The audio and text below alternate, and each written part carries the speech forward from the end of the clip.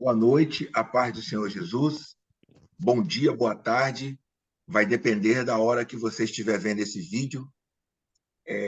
Eu louvo a Deus pela sua vida, pela nossa vida de estarmos aqui. Eu queria pedir nosso amado Reverendo Noel que orasse ao Senhor, agradecendo a Ele por esse momento de estarmos aqui, que Ele possa usar o professor, por favor, para nos ensinar. Por favor, Noel. Oremos. Deus querido, muito obrigado por mais um dia, por mais Aleluia. um fôlego de vida. Muito obrigado por essa oportunidade de estar aqui nessa Obrigado, Jesus. reunião, nesse Amém. estudo, aprendendo, Pai, sem, sem custo nenhum, Deus. Muito Jesus. obrigado por enviar esse homem para nos instruir, ensinar da Tua Usa o palavra, que professor. buscou Usa muito o conhecimento da professor. Tua palavra. Pai, mesmo assim, Aleluia. Deus, eu sou grato porque ele é uma pessoa simples, humilde, Usa, de Senhor, professor. espírito, e muito obrigado por tudo, por cada um que vai estar nessa reunião, e que nós Amém. possamos aprender mais de Ti, tirar nossas dúvidas, e abençoa aqueles também que foi convidado, que eles possam tocar, se eu possa tocar Espírito no Santo, coração faz deles, que isso. eles possam estar nessa reunião hoje. Em Faz isso, nome de Espírito Santo. Jesus, amém. Deus. Amém, Amém. Jesus. Que o Espírito Santo possa fazer esse trabalho de convencimento. Vamos iniciar lendo o que nós iremos aprender hoje aqui. Teologia Popular de Jesus, número 27. Não os oprimam. Não os oprimam. A opressão, a angústia, o medo são algumas das duras experiências que estamos vivendo. A crise econômica, com tudo que arrasta de corrupção, de injustiça e de atropelo contra os grupos sociais mais fracos, torna o dia a dia simplesmente insuportável. Principalmente sabendo como sabemos, que essa espantosa desgraça poderia ter sido evitada ou ao menos controlada, como foi feito em outros países da Europa, que estão superando com folga as privações da crise econômica mundial. Daí que a quantidade de pessoas sem trabalho, sem meios para continuar, vivendo sem casa, ameaçada de perder muitos dos direitos adquiridos durante tantos anos de saúde, educação, benefícios, etc., estão destroçadas e vendo o futuro cada dia mais incerto. Assim, todas as coisas, por isso, nós perguntamos, nestas condições, em uma situação como esta, o que nos diz o Evangelho? Mateus 6, do 31 ao 33, diz assim o texto sagrado. Não andeis, pois, inquietos, dizendo, que comeremos, ou que beberemos, ou com que nos vestiremos? Porque todas estas coisas os gentios procuram. De certo, vosso Pai Celestial bem sabe que necessitais de todas essas coisas. Mas buscai primeiro o reino de Deus e a sua justiça, e todas estas coisas vos serão acrescentadas. Esclarecimento. A experiência nos ensina que nesta vida há dois tipos de pessoas: os que pensam exclusivamente em si mesmos e os que se preocupam com os demais. Os que pensam exclusivamente em si mesmos são pessoas que têm a preocupação constante de possuir cada dia mais e não lhes interessa o que acontece ao seu redor. Os outros, os que se preocupam com os demais, são os que se interessam com o que acontece, onde estão e com o que vivem e sofrem aqueles que convivem com eles. Os do primeiro grupo, por desgraça, são muitos. Os do segundo grupo são muito poucos. Ao menos é o que parece, se damos uma olhada rápida no mundo que nos rodeia. Como é lógico, se cremos em Jesus e o Evangelho é determinante em nossas vidas, temos de organizar a nossa conduta de modo que estejamos entre os que pertencem ao segundo grupo. A ele pertencem as pessoas boas, que vivem sinceramente para tornar a vida mais suportável para aqueles que estão ao seu alcance. Mas, como temos de viver para estar no segundo grupo? Mas, como temos de viver para estar no segundo grupo? Uma pergunta. Na vida, esta é uma pergunta-chave. Porque, por mais excelente e exemplar que seja pensar na outra vida, nunca devemos nos esquecer desta vida, E esta vida funciona de maneira que quem se descuida fica sem nada. O curioso é que Jesus nos disse neste evangelho que não nos preocupemos nem com o que vamos comer, nem com o que vamos vestir. O que mais preocupa a maioria das pessoas. Então, vamos ver se estas palavras de Jesus podem ser levadas a sério. Neste assunto, devemos levar a sério o evangelho? Não poderá ser interpretado como se alguém nos dissesse para vivermos o melhor que pudermos, que não nos preocupemos com o futuro que iremos para a frente, porque os problemas se resumem por si mesmo, se resolvem por si mesmo. Estas perguntas são importantes. O Evangelho diz que os pagãos põem seu afã em comer, beber e vestir. Costuma-se pensar que pagãos são os que não têm crenças religiosas ou os que têm crenças falsas e equivocadas. Se esta explicação do Evangelho for correta, dela deveremos deduzir que Jesus veio nos ensinar que nós cristãos não devemos nos preocupar em produzir comida, roupa, medicamento, casas. Definitivamente, tudo de que os seres humanos precisam para levar uma vida digna. Teríamos menos ainda de pensar em tudo quanto pode contribuir para o progresso, para o desenvolvimento e para o crescimento econômico. Aplicando tudo isso ao que está acontecendo agora, deveríamos pensar no seguinte: se o que importa é confiar em Deus, não no trabalho profissional, a responsabilidade diante dos avanços científicos e tecnológicos que podem tornar o mais suportável a vida, mais agradável, mais feliz. Então, temos de enfrentar questões muito sérias. Trata-se de que ser o mais decisivo na vida é o que deve nos importar, é ter sentimentos religiosos muito fortes, não sentimentos humanos muito retos.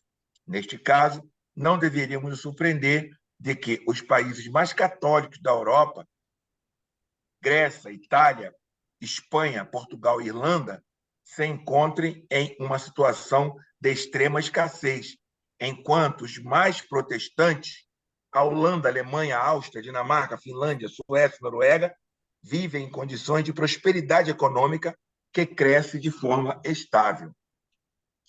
Aí estão os fatos. Por que existe tal diferença entre os dois grupos de países? Isto se deve à bondade ou maldade dos banqueiros e dos que gerem a economia das nações do mundo?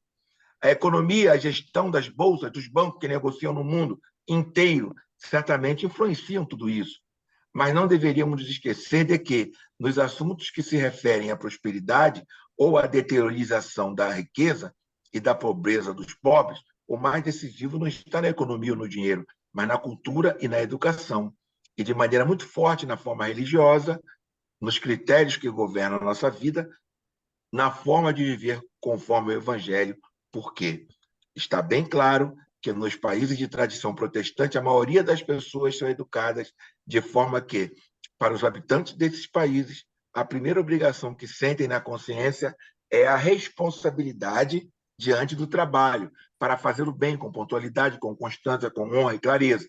Enquanto para os habitantes dos países mais católicos, o primeiro dever e a obrigação são a obediência à igreja e o cumprimento das práticas religiosas.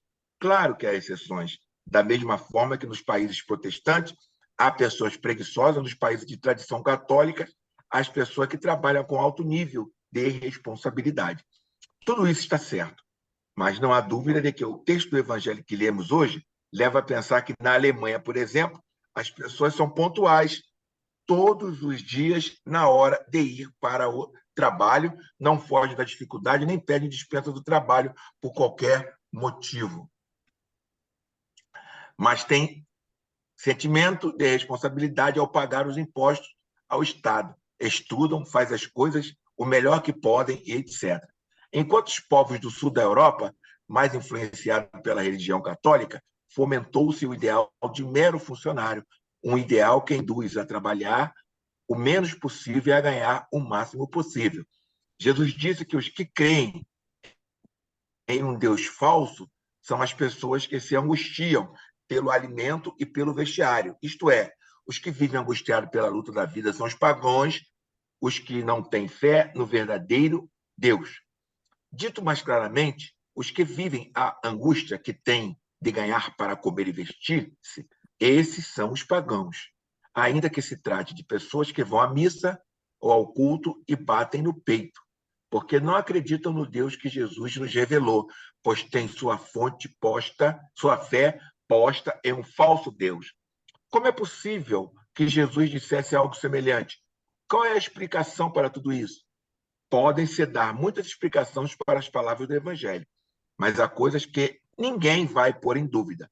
Conforme o que explicamos nesse tema, há pessoas tão religiosas quanto irresponsáveis, porque nunca entenderam que a primeira obrigação de uma pessoa que tem crenças religiosas deve ser honradez no trabalho, cumprir suas responsabilidades quando se trata de render na profissão, produzir o mais possível. Assim como somos honrados e trabalhamos com responsabilidade e transparência, em tudo podemos ter a segurança de que Deus nos ajudará para que não nos falte nada na vida. O reinado de Deus consiste em pôr-se a praticar a justiça de Deus. E a justiça de Deus está, antes de tudo, na honra, na bondade, na responsabilidade, na produtividade. Então, vivemos em um mundo diferente, em uma sociedade distinta.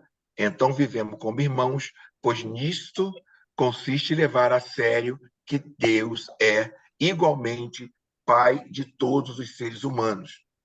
Isto não é um conto de fada, mas uma verdade evidente, como uma catedral. Quem não acreditar, que se ponha a praticar e verá com os próprios olhos que Jesus tem razão. A conclusão que se tira de tudo que foi dito nesse tema é muito clara.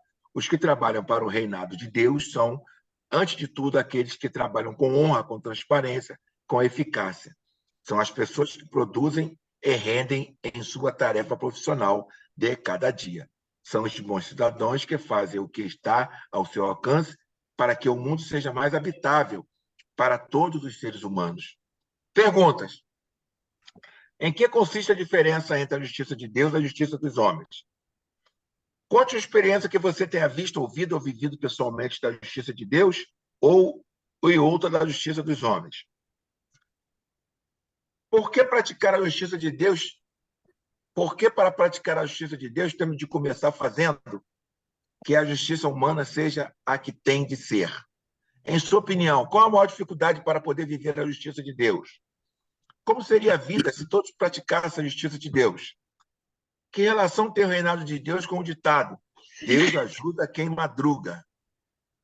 Os alimentos e as roupas são comprados, enquanto a bondade e a maldade se contagiam. Por que assim? Os que vivem com você estão sempre angustiados ou vivem em paz? Você se perguntou isso alguma vez? No lugar em que você vive e trabalha, o que mais se fomentou? A religiosidade das pessoas diante de Deus ou a responsabilidade dos patrões e trabalhadores para produzir mais e melhor? Fins. Por favor, professor, fique à vontade. Amém. Boa noite, meus irmãos. A graça e a paz do Senhor Jesus. Essa lição, ela talvez seja uma lição que tenha um maior alcance na nossa vida, no sentido de nós termos uma mentalidade mudada pelo Evangelho. Essa lição ela é muito importante mesmo. Ela pode parecer simplória, ela pode parecer talvez menos espiritual do que as outras, mas ela é muito profunda. Essa lição ela pode transformar a nossa visão, mudar a nossa mentalidade diante do Evangelho. É interessante a gente primeiro posicionar, porque talvez tenham pessoas que estejam vendo esse estudo pela primeira vez. Não é o caso aqui dos irmãos, mas como esse vídeo fica lá no YouTube, pode ser que uma pessoa pode pegar pela primeira vez e estar acompanhando o nosso estudo. O autor que faz esse estudo, que é o Castillo, ele morreu há pouco tempo. E ele é um autor, ele é um teólogo católico. Então é muito interessante ter essa informação, porque a princípio pode parecer que esse texto ele foi elaborado por um teólogo protestante, e não é.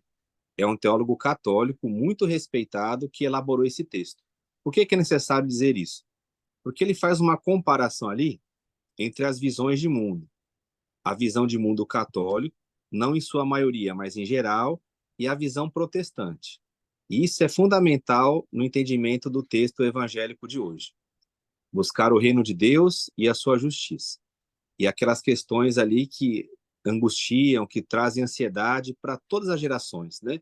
O comer, o beber, o que nós vamos vestir, como vai ser o dia de amanhã. Eu creio que todo mundo aqui já passou por um momento de dificuldade na vida, onde já refletiu sobre isso, né? Onde já temeu pelo dia de amanhã, já ficou preocupado com uma conta que tem para pagar, já ficou um pouco desesperado acerca das situações da vida.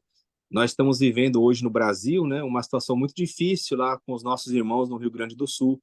Então, essas coisas, elas vêm sobre nós. É impossível nós dizermos que nós não vamos passar sobre isso.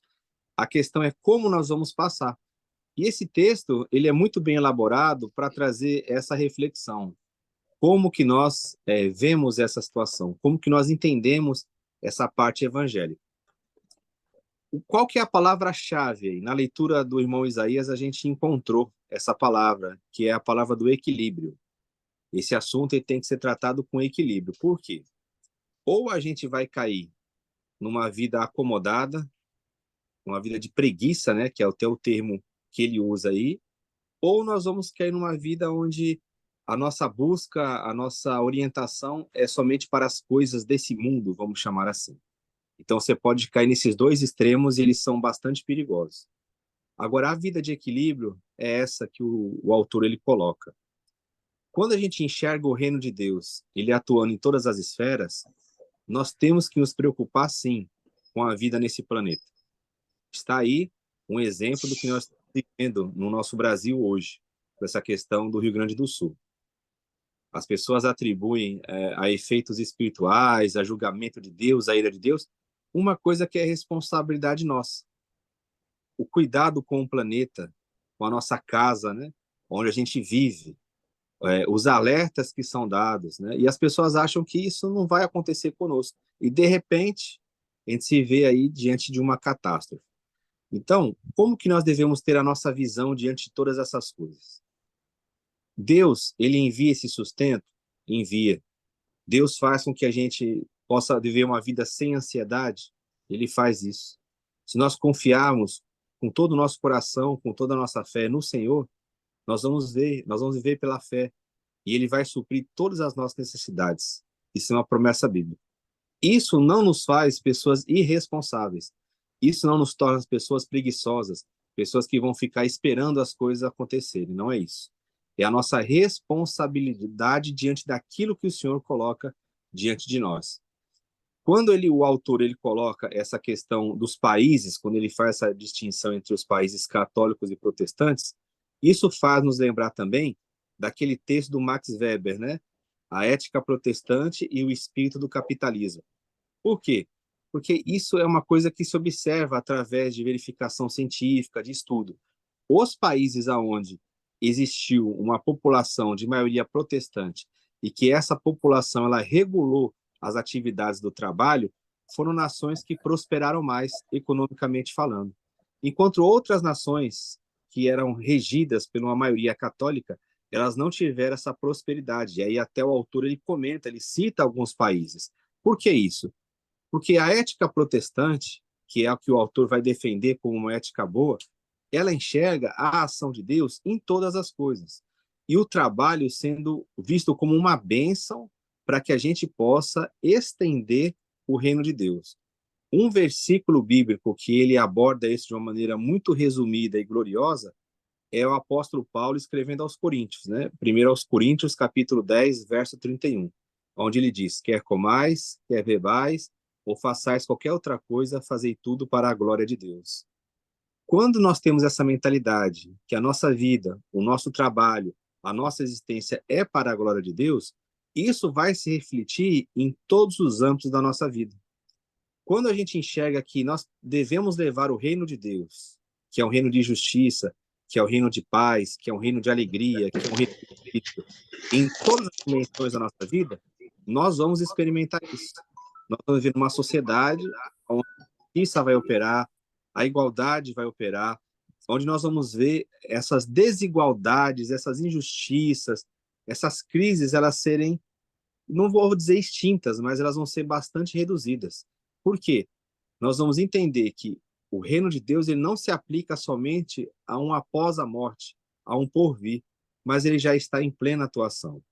O Senhor Jesus, quando ele esteve na Terra, ele tocou em pontos fundamentais da sociedade, né? Ele não veio aqui, como diz a teoria da prosperidade, para que nós fôssemos milionários. Jesus não era um coach, não era um palestrante ensinando as pessoas a serem milionárias. Mas na forma como Jesus trouxe o reino de Deus, ele impactou naquelas pessoas que eram tidas como as miseráveis, como as excluídas. Por isso que Lucas vai dizer que a vinda do Senhor no Espírito ungindo Jesus, é para que ele boas novas aos pobres. Então, Jesus, ele aonde a sociedade se encontrava. Quando Jesus curava, quando ele ensinava, quando ele operava milagres, ele fazia com que as pessoas saíssem desse estado de miséria para um estado de vida plena. É o que ele veio trazer. Isso não deve ser confundido com a teologia da prosperidade, mas nós não devemos nos acomodar numa teologia que ensina assim, olha, não importa a sua vida aqui, viva de qualquer maneira, porque o que importa é que daqui a pouco tempo você vai morrer e você vai para o céu. Essa não é a mensagem de Jesus também. Então, veja, a gente aqui está operando entre dois polos, né? Às vezes, um quer puxar mais a gente do que o outro. Você vê essas pessoas que são conformadas com a sua vida, que têm uma visão medíocre, elas querem utilizar o evangelho para afirmar a sua mediocridade. Elas falam, não, o que importa, meu irmão, é essa terra aqui é assim mesmo, esse mundo está entrando numa catástrofe, esse mundo não presta, ele é dominado pelo diabo, e é isso mesmo, a gente vai viver um tempinho aqui, daqui a pouco a gente vai estar no céu, é lá que a gente vai ter a nossa felicidade. E outras pessoas que vão apelar, dizendo assim, não, olha só, nós temos que dominar essa terra, nós temos que implantar o reino de Deus aqui de uma forma que nós temos que dominar até as riquezas dos ímpios, nós temos que transferir todas as riquezas dos ímpios para nós. Então, esses dois extremos, eles sempre estão batendo a nossa porta. E nós temos que ter a visão de Jesus do reino de Deus. Jesus, ele operou essa experiência maravilhosa, ele trouxe essa consciência do reino, não caindo em nenhum dos dois extremos. Então, Jesus, ele mostra como que é a vivência do reino. Então, a lição de hoje, o texto de hoje, ele faz a gente meditar o quanto a nossa vida tem contribuído para que o evangelho, para que o reino de Deus avance nesse mundo e transforme as estruturas desse mundo. Não só de uma maneira macro, né? A minha vida em si ela não tem o poder de alterar todo mundo, mas o que a minha vida tem contribuído para o reino de Deus na minha proximidade, seja no meu trabalho, na minha família, na minha vizinhança, na minha comunidade. Como que a minha vida ela tem servido de inspiração para as pessoas? Como que eu posso trazer essa realidade do reino? Então, essa é a reflexão inicial que eu quero deixar para vocês. O reino de Deus, ele está presente. Ele tem que transformar esse mundo. Nós não podemos ficar nem num extremo, nem em outro. E qual que é a nossa participação nisso? Como a gente enxerga esse reino de justiça, né? Que é a pergunta que o autor faz para nós. Como que nós temos levado essa mensagem e melhorado esse mundo? Melhorar o mundo não é você só falar assim, quando eu for rico, aí que eu vou poder empreender, fazer uma empresa, fazer uma ONG para ajudar. Não, é na relação mínima. Às vezes é no cuidado com o lixo, às vezes é no cuidado com a água, é no cuidado com o animal, é no cuidado com a pessoa de rua, é você ajudar nas coisas mínimas. Se cada um de nós aqui fizermos um pouquinho, se você juntar tudo isso, esse mundo ele há de ser transformado. Esse é o reino de Deus, esse é o plano que Jesus diz. É aquilo que está na nossa mão, os dons que o Senhor coloca à nossa disposição, é nós usarmos em favor do próximo, em favor desse mundo, para que o reino de Deus ele seja totalmente estabelecido. Se 12 homens ali que andaram com Jesus, ele transformaram o mundo da sua época, é impossível nós dizermos que nós não temos essa capacidade com tantas pessoas, com milhões de pessoas que afirmam serem cristãs. Então fica essa reflexão inicial para os irmãos e que a gente possa sempre meditar no evangelho na pessoa de Jesus. Esse equilíbrio, essa temperança, essa firmeza que Jesus tinha, né? Ele não parava diante dos desafios e nem apelava para um lado nem para o outro. Jesus ele trazia a realidade do reino de Deus e é isso que ele espera de nós. Não pela nossa força, não pela violência, mas pelo Espírito de Deus. Passar para o irmão Isaías. Amém, professor, amém.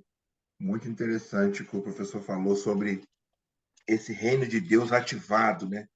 Esse reino de Deus real, esse reino de Deus que está entre nós e nós estamos nesse reinado de Deus. E eu queria abrir para os irmãos perguntarem porque realmente, à primeira vista, podemos observar, podemos não observar coisas tão importantes que foi dita pelo professor. Então, Pois está aí, aberto aos irmãos. Por professor, favor, Noel. é, boa noite aí para todos aí, a Boa. paz. Noite. Não é bem uma pergunta, não, é só uma colocação. É, quando o senhor fala aí de até um lixo que a gente bota na lixeira, eu queria somar isso aí como assim o caráter de Cristo. Às vezes a gente vai num banheiro público, poxa, ninguém está vendo, aí o banheiro está sujo, mas você vai acabar de sujar, dá a descarga. Isso é um caráter, uma coisa que você tem que vai te fazer bem, porque ninguém está vendo, mas eu vou fazer minha parte aqui. Bom, fechei aqui isso que eu ia falar. Uma pergunta não é, eu esqueci que o senhor falou uma parte aí, mas eu deixei escapar, que eu estava tão ligado no negócio aí, mas acabei deixando escapar. Quando o senhor fala que não foi o cristão protestante que escreveu, foi o católico. Qual foi esse detalhe aí que eu deixei passar aqui? Eu falei, poxa, não. Aí eu pensei logo na Bíblia, né? Falei, alguma coisa que alguém escreveu que está na. Eu sei que não deve ser isso, mas eu deixei Uhum. isso fugir. Tá legal, né? Esse nosso texto que a gente trabalha aqui, ele chama Teologia Popular de Jesus. Eles são 3 livrinhos, né, que constituem todas essas aulas que a gente tem aqui às quintas-feiras. O autor desse material, ele é um teólogo chamado José Castillo, né? E ele é um teólogo de tradição católica, mas ele é um teólogo muito respeitado. Ele morreu há pouco tempo. Então ele é um dos teólogos que ele é mais crítico, mais incisivo com relação à crença cristã, né? Então ele era um autor, ele ainda é, né? Ele morreu, mas os escritos dele estão aí operando. Muita gente tem estudado em cima do material dele. Então ele é muito crítico a essa visão cristã acomodada, essa visão cristã que não influencia esse mundo. E como o texto ele faz uma distinção entre os países católicos e os países protestantes, pode dar a impressão que é alguém que é um protestante, é um evangélico, puxando a sardinha para o lado dele. Mas então é isso que eu quis dizer no início. Olha, o texto ele foi escrito por um teólogo católico. O texto que a gente está meditando aqui não é de um protestante, é um católico que está fazendo essas críticas, né? Que alguém pode, quem não conhece o material, quem não acompanha essas aulas, pode falar assim: ah, tá vendo? Eles são um grupo lá de evangélicos, cristãos, protestantes, fazendo uma crítica aos católicos. E não é o caso, porque esse material ele foi produzido por um católico. Só que ele tem a visão centrada do reino de Deus, né? Ele não está fazendo uma crítica por fazer somente. Ele está falando da realidade. Os países católicos, eles foram menos desenvolvidos, os países de maioria católica, do que os países protestantes da Europa. Porque a visão do protestante era isso: eu tenho que trabalhar para a glória de Deus, eu tenho que fazer as minhas atividades para a glória de Deus, que é uma forma de eu glorificar Deus. E se a gente for estudar mais profundamente isso, você vai encontrar, por exemplo, o pessoal que é chamado de puritanos, né? Os puritanos, eles tinham essa consciência de que tudo que eles faziam era para a glória de Deus. Varrer uma casa, né? Tinha aquelas moças que trabalhavam nas casas, né? E a chefe dela lá perguntava, né, a patroa, por que que você limpa tão bem essa casa? Por que que você se dedica tanto ao seu trabalho? Que é um trabalho mais ou menos simples, não é um trabalho muito aclamado pela sociedade. Aí a moça falava assim, não, é porque eu trabalho para a glória de Deus. E a gente tem esses exemplos, né? Ah, tinha lá um irmão que ele trabalhava cavando poço. E aí ele sempre ficava um pouco depois do término do expediente, lá cavando o poço, e o chefe lá começou a reparar que o poço dele era o melhor poço. E ele não se preocupava e deu horário de sair correndo e ir para casa. Aí o chefe um dia foi falar para ele, foi perguntar, chamou ele depois ali que ele terminou o trabalho e falou: por que que você fica depois dos outros, você não cobra hora extra, nada? Por que que você faz com tanta dedicação esses poços? Aí ele falou assim: é porque eu faço para Deus. Então, essa mentalidade do reino que ele coloca aí, que tudo a gente faz para Deus. E como você bem colocou, Noel, é uma descarga que a gente dá, é uma coisa simples, é você usar os recursos que você tem à disposição sem o desperdício, é você cuidar das coisas mínimas. Se todo mundo fizesse isso, esse planeta era melhor. Se todo mundo tivesse essa consciência, né, de não jogar um papel no chão, de pagar o que tem que ser pago, de respeitar o outro, de não querer ter vantagem em cima das pessoas, se todo mundo tivesse essa visão, esse mundo aqui seria o paraíso que as pessoas buscam. Mas por que a gente vive essas crises, né? Porque é a ganância, são pessoas que são egoístas, são voltadas para si, elas não têm essa visão do reino de Deus, elas não vivem como Jesus veio nos ensinar, né? É muito Ô, interessante. professor, então, é algo parecido com Martim Lutero, posso dizer assim? Isso, Assim, sim. que ele não era cristão e depois ele foi descobrindo algo que, né? É, Ele é católico, isso. Aí ele foi pesquisando, estudando a Bíblia, ele viu que muitos dogmas ali da Igreja Católica, na visão dele, né, eram estava equivocados. equivocado. É. E Muito bom, muito bom. Professor, eu queria abrir para outras pessoas. Vamos lá, Edler. Pimenta. Pimenta. João Carlos. Buscai primeiro o reino de Deus. Esse texto, muita gente acha que é para a pessoa ficar rica, né? exato. Ah, já que ninguém quis falar, eu vou fazer uma pergunta Pimenta, aí, tá? pimenta. Pimenta vai Ah, falar, vai falar? Pimenta. Vai falar? Então tá. Pimenta, fala, Sim. Pimenta. Fala ele lá. Depois do Noel? Fala, Não, Noel. pode. Tá. Professor, buscar em primeiro o reino de Deus, todas as coisas vos serão acrescentadas. E não se preocupeis com o que vai comer amanhã, se preocupar com o dia de hoje. É, né? Eu tenho medo de falar agora. Não, fica tranquilo. Mas, Não, tá entendendo? Eu tenho medo de falar até o que eu acho, porque eu sei não, que não é o que eu penso. O senhor poderia imagina, me explicar melhor esse texto aí, vamos dizer assim? E, e sim. outra, Porque e outra eu já coisa, estou. Noel. E outra coisa, professor. Um homem e uma mulher cheio do Espírito Santo, ele é educado, ele não joga papel no chão, ele, ele fala para mim. Muito legal. Vamos lá. É, a pergunta do Noel é interessante, porque a gente deve perguntar assim, o que é o reino de Deus? Né? E lembra, quem está falando ali é Jesus dentro de um contexto, que nós chamamos de Sermão do Monte, que ele começa em Mateus capítulo 5.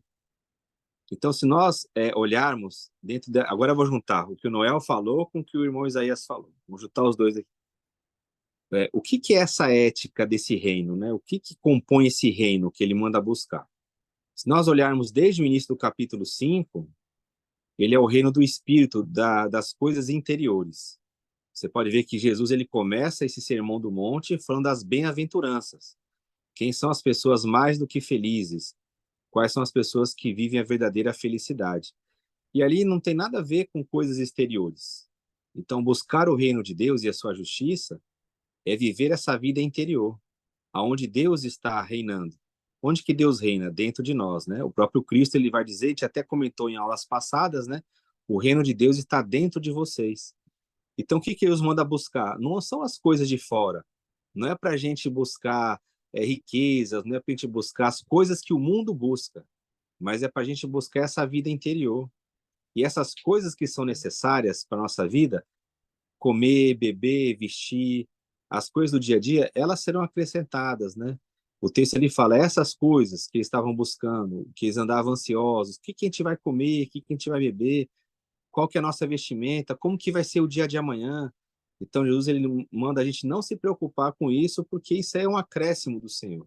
Se a gente buscar essa vida interior, a gente buscar esse reino de Deus que habita dentro de nós, aonde ele traz paz, aonde ele traz vida, aonde ele traz comunhão, onde ele traz a verdadeira alegria, essas coisas que são coisas externas, elas virão naturalmente. Uma pessoa que é cheia do Espírito Santo, ela é educada, né? Com certeza, porque o mesmo Espírito, Paulo vai dizer, ele clama dentro de nós pela renovação desse universo. O Espírito, ele quer a transformação desse mundo. A gente só encontra lixo, sujeira, depreciação por causa do pecado, né? O pecado social, que nós chamamos, o pecado estrutural, que não se preocupa com o planeta, não se preocupa com o próximo. Se eu sou cheio do Espírito Santo, eu sou radicalmente contra isso. Então, a minha vida ela vai refletir, né? A gente vê aí no trabalho aqui de cada um, você vê a diferença entre as pessoas que servem a Deus e aquelas que não servem a Deus verdadeiramente. Então, eu vou me preocupar, eu não vou querer levar vantagem, eu não vou querer desprezar o outro, eu vou cuidar até de uma planta, eu vou cuidar desse planeta, porque eu entendo que esse planeta aqui, ele é a moradia que Deus nos deu. Então, se eu cuido do meu corpo, se eu cuido da minha casa, eu não vou cuidar da casa comum, da casa geral, da casa que Deus preparou. Se eu destruir o planeta, eu estou dizendo que eu não estou velando por aquilo que o próprio Deus concedeu para nós. E é até uma burrice, né? Porque se eu dependo desse planeta para viver, se eu dependo dessa casa comum para viver, se é ela que me traz a existência, como é que eu vou ver uma vida desleixada com relação a isso? É aquela Professor, visão que a pessoa tem, porque ela acha assim, eu vou vivendo aqui, eu vou viver mais 50, 60 anos, eu não me importo. E o que a gente está deixando para as próximas gerações também, né? Para os filhos dos nossos filhos, o que a gente está deixando para aí? Nós estamos aumentando, evoluindo esse planeta ou nós estamos destruindo, né? Então, quem é cheio do Espírito Santo, com certeza se preocupa com essas coisas, com certeza. professor, muito bom mesmo. Eu queria falar para ti que eu vi um vídeo hoje na internet de um doutor, ele é neurocirurgião, Márcio, muito interessante. E ele era um homem muito rico, com muito dinheiro, e ele, através da esposa dele, ele conheceu a Cristo. Sim, E ele tem um canal na internet, e ele falando hoje a respeito da importância de nós conhecermos o nosso interior. Ou melhor, conhecermos, irmos, a importância de nós irmos para o nosso interior, sim, como os orientais faziam, né, naquelas meditações. Aí sim, ele sim. falando que o crente ocidental demoniza muito a questão do conhecer a si próprio. Isso é uma meditação. Então, ele falou que quando ele consegue, ele falou que a neurociência ela estudou muito essas pessoas do Oriente, que elas conseguiam, através da meditação, até parar de respirar. E isso Exato. deixava a ciência impressionada. E isso traz uma paz. E quando você foca em Cristo, isso é potencializado de tal forma que hoje ele falou que ele tem uma paz absurda, tanto que ele preferiu cuidar de vida do que viver uma vida como neurocirurgião. Sim, muito E, professor, é difícil realmente a pessoa viver a palavra não é correta, mas eu ia falar solidão com Cristo, ia ser uma coisa paradoxal. É difícil você viver um silêncio com Cristo. É sim, difícil, com essa correria, com essa, com essa velocidade de WhatsApp, 1,5, 2, 3. É difícil você parar e escutar Cristo, sentir sem dúvida, Cristo. Fala, sem Márcio. dúvida. Depois o professor me responde. Isaías, só tem um ramo da teologia hoje que está crescendo muito. Se Ah, vocês pesquisarem no Google, é só você colocar essa palavra, é só isso que eu vou dizer. Vocês colocam lá ecoteologia. eu já Ecoteologia. vi falar. Aí vocês vão ver quantos materiais já tem sobre isso. Anota aí, Noel. Fala, Márcio. Tô ligado aqui. Fala, Márcio. Boa noite, meus irmãos, tudo bem? Tudo bom, Amém. Marcos? Eu peguei um pouquinho aí depois da explicação do professor, mas ontem eu passei por uma experiência que a gente, quando fala em tentar viver o reino do céu, nesse mundo não original, que muitas vezes já se perdeu dos valores cristãos, os valores de Jesus, eu passei por uma experiência interessante ontem. Estava chegando ao ponto de ônibus, eu estava chupando várias balas, né? Eu ia jogar fora os papelzinhos dentro de uma caixa. do lado do ponto, no lixo, e me deparei com uma bolsinha cheia de remédio, aberta. Eu falei assim, nossa, alguém perdeu esses remédios. Quando eu pego a bolsinha, tinha vários remédios e muito dinheiro. Devia ter uns R$ 200. Eu falei assim, ih, rapaz, perderam. Aí eu tô ouvindo uma voz no fundo, assim, atrás de mim. Ai, minha bolsinha, minha bolsinha. Eu falei assim, ih, rapaz, essa senhora. Eu falei, a senhora perdeu alguma coisa? Ela, perdi, minha bolsa e os meus remédios. Tinha alguma coisa a mais? Ela tinha algum dinheiro, sim. Eu falei assim, então hoje aconteceu um milagre. Ela, por quê? Eu achei a sua bolsinha. Ela ficou assim, meio com a cara meio assim, paralisada, que ela não entendeu que eu falei que hoje aconteceu um milagre para ela. Sim. O milagre que ela não entendeu é que eu falei que eu achei a bolsinha dela. Me deparei com um vídeo recentemente, um advogado entrou no sacolão e deixou cair a carteira. E a câmera pegou que uma outra pessoa pegou, né? E ele foi tentar pegar de volta a carteira. A pessoa disse que não foi ela que tinha pego a carteira. Mas o vídeo mostrava que a menina pegou a carteira. Não estou falando do conteúdo, se é aquilo que ele dizia ter, mas quando eu falei para a senhora que, olha, a senhora teve um milagre tremendo porque fui eu que achei. A cara dela foi de surpresa, porque eu entendi a afirmação que eu fiz, porque de imediato eu ia procurar por documentos, eu não lembro se tinha documento, eu vendi muito remédio e dinheiro.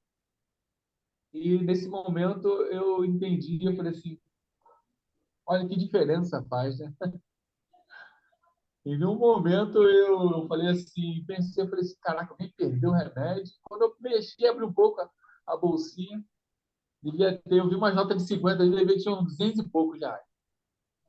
Eu, muitas das vezes, na minha atividade profissional, o irmão sabe que eu sou contador, e essa época de imposto de renda é muito cruel, né? Porque tem os jeitinhos, né, que as pessoas querem dar, e eu falo, olha, há um risco. Você quer passar por esse risco? Ah, mas a tributação no país é cruel. Sim, é para todo mundo cruel. É difícil para todo mundo. Mas é o país que nós estamos vivendo, é o país que nós decidimos seguir as leis, né? Então, a minha parte como profissional é orientar o melhor caminho. Mas tem um caminho ruim também. Cabe você tomar a decisão de seguir ou não. E muitas das vezes as pessoas ficam, mas vai dar problema. Eu falei, ó, é um risco. Se eu quer seguir esse. Exato. Então, é como se tivesse com a camisa do Flamengo querendo passar na torcida do Vasco. Eu sempre uso esse exemplo. Que muitas das vezes vai ter decisões na sua vida que você vai andar na contramão. Mas, com certeza, é um bom caminho andar nessa contramão. Um abraço, irmãos. Boa noite aí. Maravilha.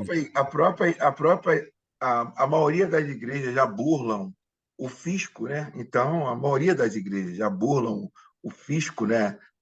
Já burlam a receita, então é um Eu falo que complicador. eu uso o termo que tem dificuldade de seguir, né? Todas as Tem esferas da dificuldade. sociedade, o primeiro grupo, o segundo grupo e o terceiro grupo, que estão as instituições religiosas, né? Eu costumo dizer que tem dificuldade de seguir. Eu não posso afirmar que são todas taxativamente, né? É, Que eu não conheço todo mundo, mas eu muitas. costumo usar o termo que eles têm dificuldade de seguir pelo nome simples, prestação de conta. É. A prestação de conta é uma caixa de Pandora, ninguém consegue. Agora, o professor, o Marcelo fez uma pergunta interessante aí, não sei se o professor pode ler. Vou pegar Ele aqui. fez uma pergunta interessante. Deixa eu ver aqui no chat, né? É, Vamos lá. Poderia mostrar os livros, né? Que livro que é que o Marcelo está falando? Ah, tá. Aqui é uma mensagem que ele mandou para mim. Depois eu. o que é ser educado? Tá, deixa eu ler. O que é Tá. o que é ser educado? É isso mesmo. O que é ser educado? Ser educado é ser bonzinho e tratar todo mundo com melzinho. Como devemos entender o que é ser educado?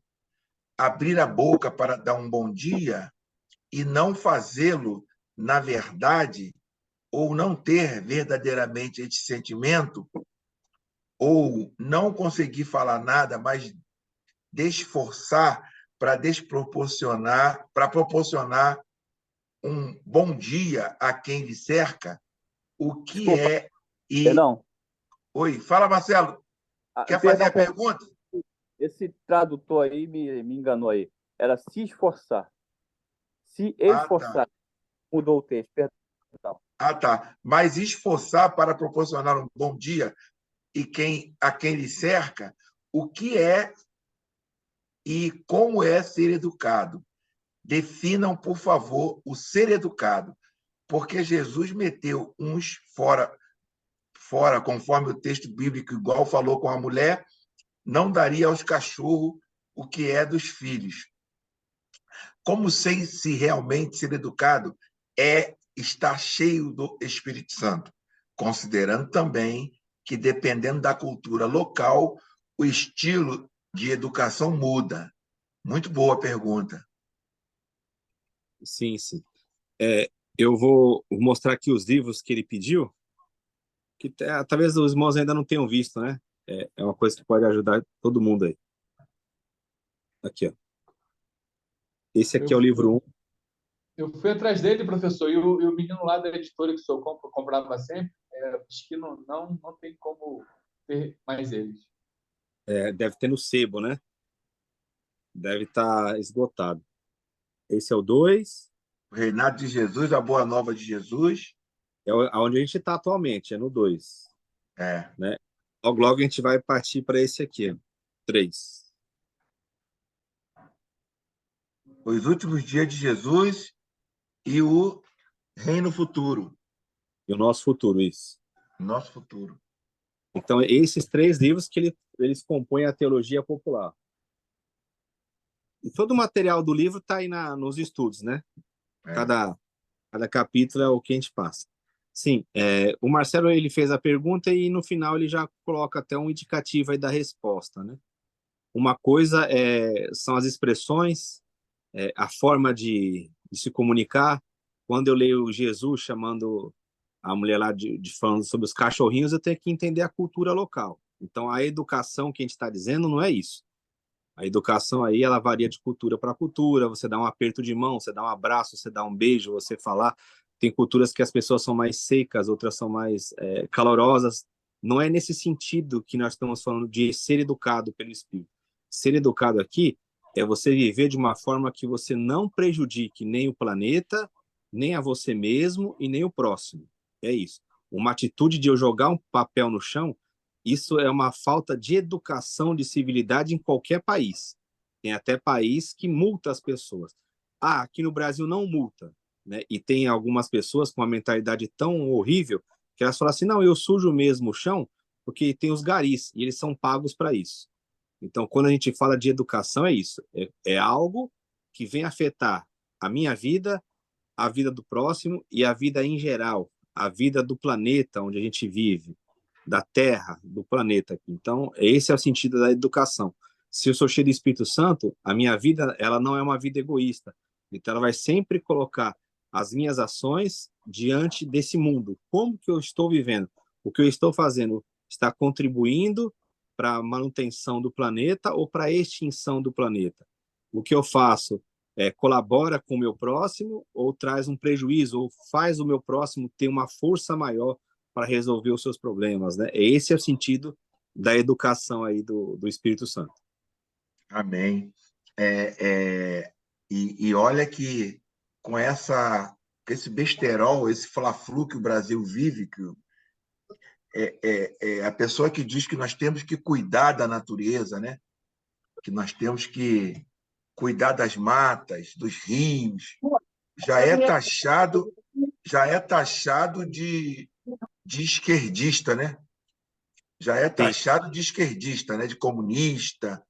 Eles já colocam a pessoa como. Só porque a pessoa falou, gente, nós temos que tratar bem do planeta, temos que tratar bem dos nossos rios, das matas, das florestas. E essa ecoteologia ela está chegando já com com essa ideologia, né? Da preocupação, né?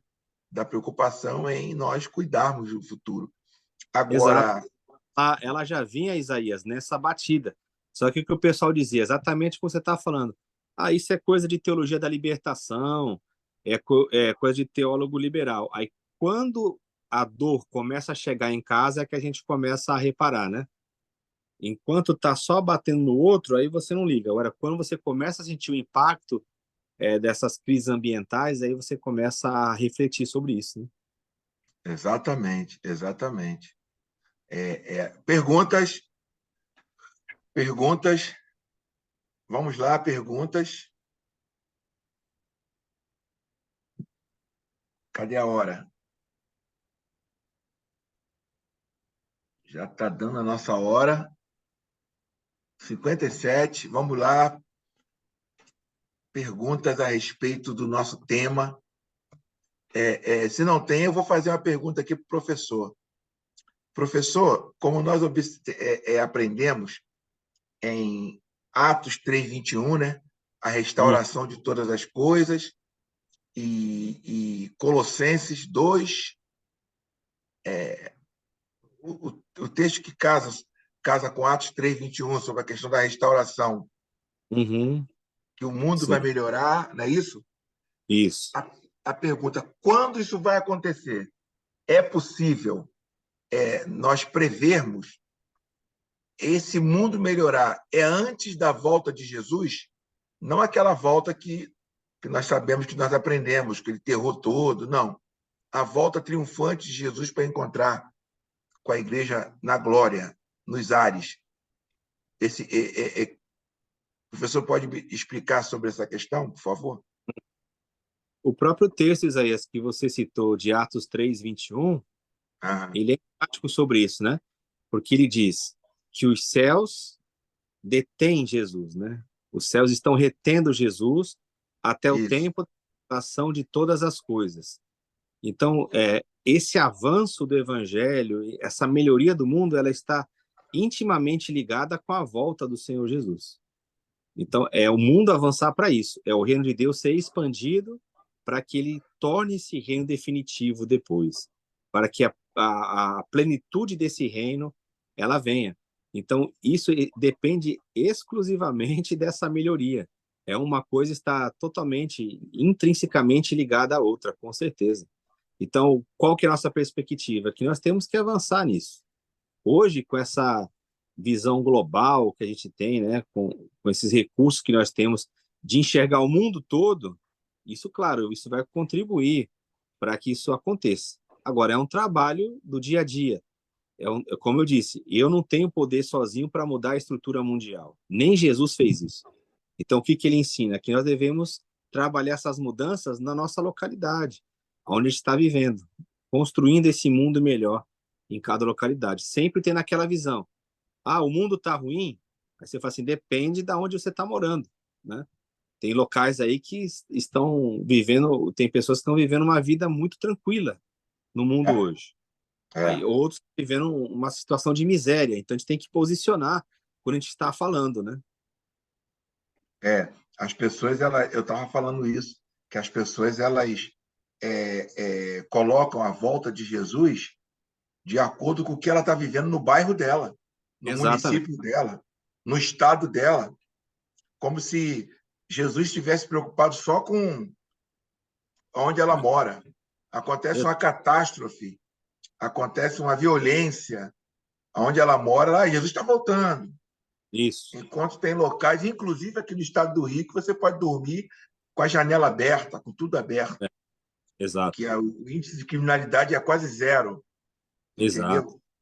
Então, eu morei no Sul, durante 6 anos eu não vi ninguém morto lá no Sul, não vi tiroteio no Sul, entendeu? Então, é algo realmente... Se fosse para ter uma justiça de Deus, como o pessoal falsamente está proferindo aí, a justiça tinha que ser aqui no Rio. Que essa Exato. desordem, essa matança, teria que Exato. alagar o Rio de Janeiro, não o Rio Exato. Grande do Sul. Pois é, Vamos lá, Ian. gente. Fala, Pois aí, Márcio. não está batendo com o que você está falando, não. Fala aí. você falou que morou no Sul e viu aí quase zero de violência. Mas não é um lugar que tem pouca igreja, muito... Exatamente. Eu morei em Rio Grande, divisa com Pelotas. Eu, Uhum. cristão, eu e mais uns amigos carioca queríamos abrir um programa, inaugurar um programa numa rádio. Conseguimos um horário de meia-noite às 1 da manhã com o dono da rádio fazendo cara feia. Agora, durante o dia, tinha 5, 6, 8 programas de religiões de matriz africana, né? Ok. Durante meio-dia tinha aquelas músicas do candomblé, da Umbanda, entendeu? À vontade, as rádios. Eu via procissão de centros espíritas, etc. Entendeu? Então, se fosse de Deus fazer a justiça, em contrapartida, lá eu nunca vi um tiroteio e nunca vi ninguém morto estendido no chão. Entendeu? Na época que Então, você se estava for, lá, né, presidente? na Isso é época, quanto tempo, mais ou menos, Isaías? fiquei Estamos falando de que ano? 6 anos, de 91 a 97, podemos dizer assim. Entendeu? Entendi. Vou Seis fazer Professor anos. uma Wilton, pergunta aí. pode fazer, Noel. É, vocês conversando aí, aí eu tô aqui refletindo a natureza, aqui pensando nas coisas de Deus. Ô, O que que eu, Glória! o que que eu pensei aqui? Poxa, essa catástrofe que aconteceu lá no Rio Grande do Sul, inclusive minha esposa vai estar indo para lá mês que vem. Tô doido para o avião ser cancelado, porque, né, ela já está com a passagem tudo comprada, com a irmã dela, tem parente lá também. Mas enfim, é, por, eu fazia essa pergunta para o professor Hilton mesmo, essa pergunta. Mas Deus, ele está olhando por nós aqui na Terra. Não é possível que ele virou as costas para a gente. Porque as coisas estão acontecendo, tudo é permissão de Deus.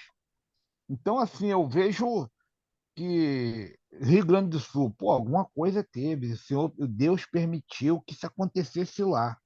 A coisa também, o meu ponto de vista, isso não está assim, por acaso, igual o cientista lá fala que a vida foi por acaso, o acaso é o que ele acha, né? Mas, poxa, professor Hilton, as coisas acontecendo lá no Rio Grande do Sul, está acontecendo porque é o erro do homem, Deus nem está vendo isso. Deus está, vamos botar assim, eu não vou nem falar a palavra Deus está dormindo. Deus Hum. está nem aí, isso é coisa do homem aqui da Terra. É isso aí que eu estou entendendo, assim? Não, né? Eu creio que tem alguma coisa a ver, não é possível. As coisas Alguma estão coisa acontecendo. espiritual, né? Alguma coisa É, espiritual. isso, Aham. isso aí. Isso está sendo muito falado, que é Exato. espiritual. Fala, professor, por favor. Os países que têm o melhor índice de vida hoje para você viver, para você morar, são países onde as pessoas, em sua maioria, se declaram ateus. Se você olhar isso. O nosso Deus, o Pai de Jesus, ele é um Deus que ele manda chuva e sol sobre justos e injustos. Ele é um Deus bom. Ele não é esse Deus que está castigando as pessoas que não acreditam nele. Que se ele fosse Carrasco. fazer, ele já tinha destruído o mundo. O que acontece com a nossa vida aqui é uma coisa ela não é só em nível alto, que nem está vendo aí, um nível grande como esse. É em tudo, que é a chamada autorresponsabilidade. A gente não tem isso. A gente não aprendeu em muitos locais a ter a responsabilidade. Por exemplo, eu me alimento mal. Eu só como coisa gordurosa, Coca-Cola, hambúrguer do McDonald's, batata frita, linguiça. Eu detono a minha saúde. Aí chega uma hora que eu vou para o hospital, eu estou quase morrendo. Aí o que eu pergunto? Eu falo assim, Deus, cadê o Senhor? Aí a pergunta que a gente tem que fazer é o seguinte, foi Deus que mandou eu comer aquilo? Deus concede a liberdade para nós e E aí ele ele vai, respondeu tudo, ele vai, praticamente. ele fala assim, ó, cuida do seu corpo, o corpo é templo do Espírito Santo, não seja glutão. Ele está lá falando na palavra dele. Aí eu falo assim, não, Deus está comigo. Amém. Mas Deus respeita, Deus não põe uma faca na minha garganta e fala assim, não, não coma. Ele está deixando eu comer. Aí eu vou Fazer tudo comer, para a glória de Deus. ele tem que comer para a glória de Deus. E aí eu tô indo agora, vou terminar o estudo aqui, eu vou chegar ali no açaí, vou botar um monte de coisa, tomar o açaí, aí pronto, aí eu caí aqui desmaiado, glicose lá em cima, daí eu falo, mas cadê Deus? Aí Deus vai falar, tô aqui, meu servo, tô contigo, na sua doença. É o que está acontecendo no planeta. Deus colocou isso aqui para a gente cuidar. Aí eu estou desmatando, eu estou usando química, eu estou detonando com o planeta, eu estou construindo onde não era para construir. Aí vem a chuva, que ela tem o fluxo dela. Aí ela encontra o quê? Um obstáculo lá, algo que foi colocado pelo homem, não foi Deus que colocou. Aí o que acontece? Catástrofe. Não tem como. Tem locais aqui em Xerém, por exemplo, que tem construções ali, os irmãos sabem, que não era para o pessoal construir ali casas. Eles estão construindo em terreno que o pessoal fala, não é para construir. Mas a pessoa conseguiu um jeitinho, ela construiu. Aí vem aquela chuva, vem atropelando tudo. Aquela casa ali desmorona, cai e mata a gente. Eu vou falar que foi culpa de Deus? Não. Eu, com a minha responsabilidade, eu agi de maneira incorreta. Então a palavra de Deus está ali. Ela está orientando como que a gente tem que viver. Só que eu estou virando as costas para isso. E eu não posso, então, querer ficar inocente diante dessa situação. O que está acontecendo no Rio Grande do Sul, se eu jogar e falar que é Deus, eu tenho que falar, então, que Deus ele tem, de fato, povos preferidos. Então, nós somos malditos. E o pessoal lá que é ateu, que está vivendo na Noruega, na Suécia, na Suíça, eles estão na paz. Porque Mas lá aí, o índice de vida é melhor. Isso aí, o que acontece? Não é uma coisa que é divina. Isso é uma coisa nossa mesmo. Aonde que Deus Humana. está? Onde que Deus está nessa catástrofe? Deus está lá no amor lá das pessoas resgatando os outros. Deus está lá vivendo com eles. Deus está sofrendo com eles lá. É porque É. a nossa imagem de Deus é um Deus que ele fica lá no céu com a mão dele assim. Ele fala, faz, não faz. Não. Jesus, quando ele esteve na terra, ele é o Deus encarnado, ele viveu com as misérias do povo. Jesus passou tudo que o pobre passava. Ele não multiplicou isso aí, ele não usou do recurso divino para falar assim, não, olha, vocês não vão ter fome não, viu? Vocês não vão ter sede. Não, o próprio Jesus passou fome, passou sede, e ele esteve com o povo. Então, onde que Deus está nessa catástrofe? Deus está lá com o povo lá. Deus está O sofrendo oprimido, lá. com o pobre. Deus É. no professor, abraço que as pessoas estão entendi, fazendo. Deus está lá. entendi, mas assim, vou só dar estou entendendo perfeitamente. Aí o senhor falando aí, eu acabei lembrando que é da cidade de Babilônia, de Babilônia, eu, da cidade de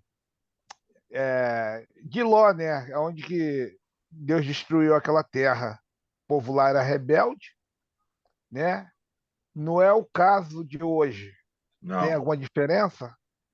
Sim, Assim, e é eu não sei se eu estou fugindo do assunto aí. Se eu é estiver interessante. fugindo, você não precisa nem me responder. É assim. Não, é interessante. São questões bem interessantes. Qual que é a diferença daquela época para hoje, né? O que acontecia lá naquelas instruções que a gente vê na Bíblia, no Primeiro Testamento, e qual que é a diferença para hoje? A diferença é Jesus. Essa ira de Deus, ela foi aplacada em Jesus. Jesus, ele recebeu no seu corpo essa ira. Então, a gente não pode mais julgar essas questões desses juízos que tinha no Antigo Testamento com as questões de hoje. Por quê? Porque em Cristo, Deus ele se reconciliou com o mundo, né? Então nós não vemos mais isso. Hoje o que impera? Hoje impera a graça, o amor, porque Cristo ele carregou todo esse juízo no seu corpo.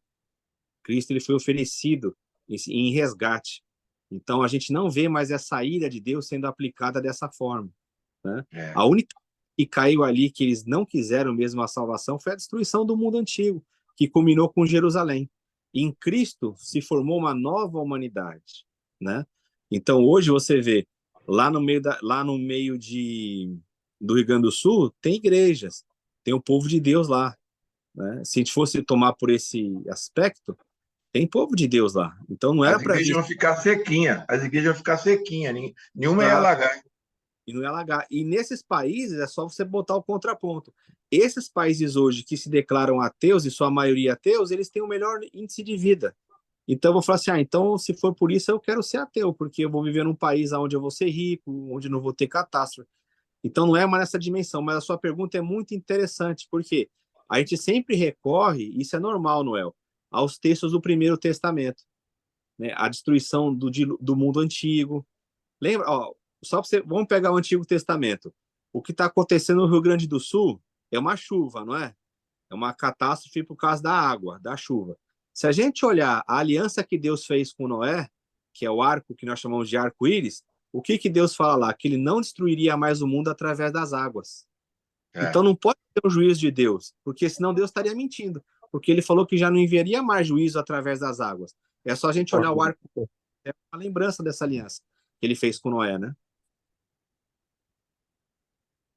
Obrigado, professor. Eu entendi perfeitamente agora.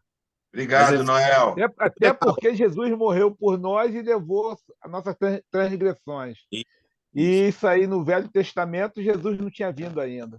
exato. E a questão da Então, água, você pode usar o dilúvio, né? O próprio Deus falou que não destruiria mais o mundo através da água, né? Amém.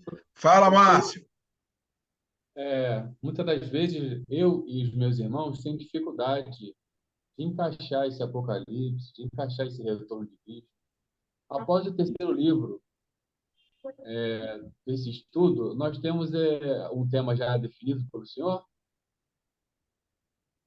Sim, o Márcio, é muito interessante isso, porque o pessoal tem comentado, tem pedido, né? Eu vou até conversar depois com o irmão Isaías.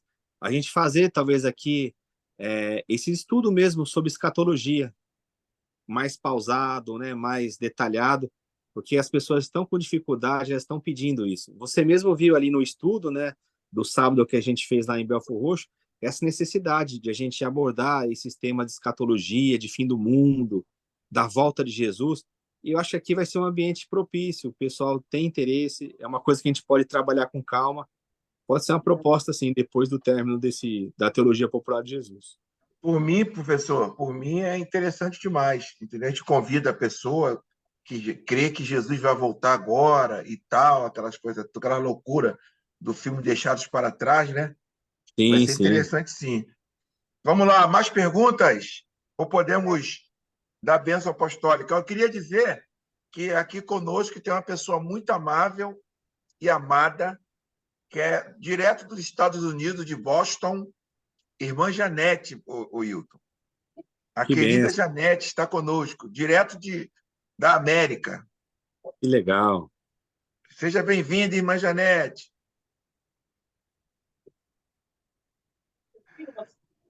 Pode falar. Alguém tem alguma pergunta, alguma consideração? Se não, O Arnaldo tá parecendo o Zumbi dos Palmares ali, hein, Isaías? está aparecendo, está aparecendo. Exatamente. Arnaldo não pôde ir lá. Arnaldo não pôde Sim, ir lá no encontro, porque sim, ele estava sem água. Eu estava num sufoco tremendo. sim. Estava num sufoco tremendo, tem que ver. Voltou hoje, para ter ideia. Entendeu? Poxa, Voltou hoje a água. nós Sim. vamos, Ótimo. nós vamos procurar, Arnaldo, estamos com a dificuldade de procurar um espaço maior para termos o estudo mais confortável. Entendeu? Eu estou Josimar vendo. estava lá dessa vez, né? Tava. Josimar, esposa. Isso, A a Esposa. esposa. esposa dele é uma pessoa muito inteligente, uma mulher Isso, muito É, muito, muito. ela estava muito preocupada com ele, porque quando Sim, você vai sozinha, a tua esposa fala, ih, tá com heresia, tá diferente, você muda, né? Então, quando eu tenho a dificuldade em levar minha esposa, a pessoa que tem a facilidade em levar, é, é, é, é bom levar a esposa, né? exato. Mas vamos lá. Mais alguma pergunta ou consideração? Se não, vou fazer a louvamos a consideração Deus. aqui. Ô, professor, O Pimenta não só passa. marcaram a nova data, né? A Niquele falou que ia falar contigo. Vai falar ainda, Isaías. Vai, né? Ah, beleza. Por favor, Noel. O Pimenta só passa aqui na minha rua na correria. Essa semana eu encontrei com ele aqui na rua. Correndo na correria, menos correndo. Ele passa na correria. Porque correr, ele não quer correr. Fazer Foi um igual prazer estar com o irmão na rua. Foi um prazer, que benção. Amém. Gente, então vamos terminar. Louvado seja o nome do Senhor pela vida de vocês. Eu queria pedir à A nossa irmã Jacira está na área, irmã Jacira? Para a senhora orar, Sim, estou na área, sim. agradece a Deus, por favor, irmã Jacira, por essa aula maravilhosa que nós tivemos. Querido e amado Pai, agradecemos por essa aula maravilhosa que tivemos, pelo esse entendimento, por essa assimilação, por isso ter chegado até o nosso coração e ter transformado a nossa mente. E de agora nós temos mais coisa para levarmos à frente. E também, com essa transformação sofrida hoje, nós vamos conseguir fazer coisas melhor, melhor, melhor, melhor, melhor. Então, nós agradecemos muito ao Senhor pela vida do nosso pastor Wilton, pela vida do pastor Isaías e pela vida de todos que frequentam esse grupo que só tende a crescer e vai crescer cada vez mais para a glória e honra do Senhor. Pai amado, muito obrigado, meu Jesus Cristo. Muito obrigado, muito obrigado, muito obrigada. Amém, amém, amém e amém. Amém. Amém. Gente, beijo no coração de todos. Fiquem com Jesus, hein? Valeu. Até quinta-feira. Até quinta.